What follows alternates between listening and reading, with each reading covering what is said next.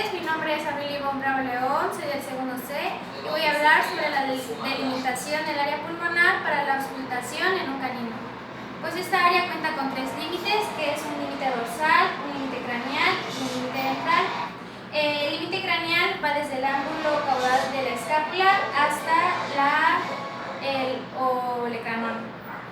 El límite dorsal va desde el ángulo dorsocaudal de la escápula hasta la costilla número 11 y el límite ventral va desde la tuberosidad coxal hasta la costilla número 11, la tuberosidad isquiática hasta la costilla número 10 y de la articulación escapulohumeral a la costilla número 8, y al juntar todos estos puntos se va a crear lo que es esta área para la auscultación de los pulmones.